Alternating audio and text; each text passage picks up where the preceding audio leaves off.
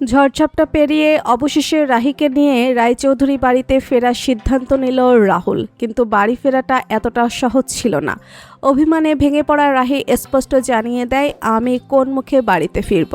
আজ ফিরলে কাল আবার আমাকে তাড়িয়ে দেবে না? তার কি গ্যারান্টি আছে? ওই বাড়িটা তো আমার নয়, পিসি ঠাম্মা আমার জায়গাটা বুঝিয়ে দিয়েছেন।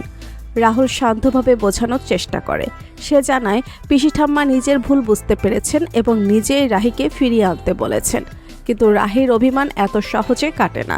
সে বলে, যেদিন আমাকে চলে যেতে বলা হলো সেদিন কেউ একটা কথাও বলেনি, তাই আবার ফিরে গিয়ে একই অপমানের মুখোমুখি হতে চাই না।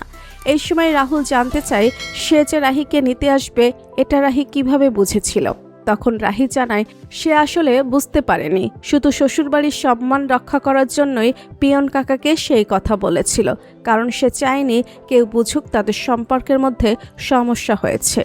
রাহুল তখন যুক্তি দেয়, তাহলে এখন যদি তুমি না ফিরো তাহলে কি সেই সম্মান থাকবে?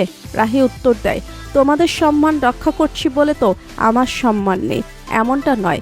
ঠিক তখনই ভিডিও কলে ফোন আসে রাহুলের বাবার। তিনি কাঁদতে কাঁদতে অনুরোধ করেন, মা ফিরে আয়, আমি কথা দিচ্ছি আর কখনো তোকে অসম্মান হতে দেব না। এরপর পিসি ঠাম্মাও কাঁদতে কাঁদতে বলেন, নাতবউ ফিরে আয় মা, তুই না ফিরলে আমি জলও গ্রহণ করব না। সব কথা শুনে চুপ হয়ে যায় রাহি। ফোন কেটে যাওয়ার পর রাহুল শান্তভাবে বলে, আমি তোমাকে জোর করছি না, সিদ্ধান্ত তোমার, ফিরতেও পারো, না ফিরলেও আমি কিছু বলবো না। রাহুলের এই কথায় মন নরম হয়ে যায় রাহির। অবশেষে সে জানায়, আমি ফিরব, জানি না কেন ফিরছি, কিন্তু ওদের কষ্ট আমি সহ্য করতে পারছি না। একটা মায়া তৈরি হয়ে গেছে। এরপর দুজন একসাথে বাড়ির পথে বেরিয়ে পড়ে। অন্যদিকে অনেকের বাড়িতে পৌঁছে দেয় হ্যারি। ঠিক তখনই খবর আসে রাহির খোঁজ পাওয়া গেছে। খুশি হয়ে বাড়িতে ঢুকতে গেলে হ্যারি অনির ফোন নাম্বার চায়, যাতে ভবিষ্যতে খবর নেওয়া যায়।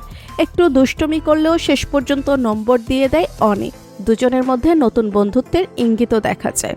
এদিকে বাইকে করে রাহিকে নিয়ে ফিরছিল রাহুল। পথে এক ভিক্ষুক খাবারের জন্য সাহায্য চাইলে রাহুল তাকে টাকা দেয়। ভিক্ষুক আশীর্বাদ করে বলে, তোমাদের ভালোবাসা 7 জন্ম টিকে থাকুক। এই কথা শুনে রাহি মনে মনে ভাবে, যে সম্পর্কের কোনো নিশ্চয়তা নেই তার জন্য এমন আশীর্বাদ কেন। ঠিক তখন বাইকে উঠতে গিয়ে পড়ে যেতে যাচ্ছিল রাহি। রাহুল দ্রুত তাকে ধরে ফেলে। দুজনের চোখে আবারও ধরা পড়ে অদ্ভুত এক টান।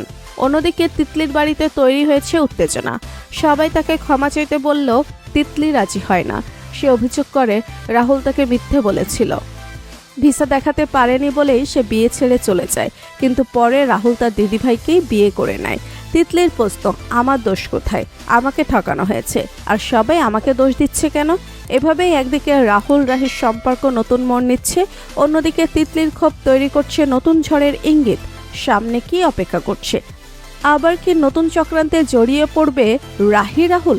সবকিছুর উত্তর মিলবে আগামী পর্বে।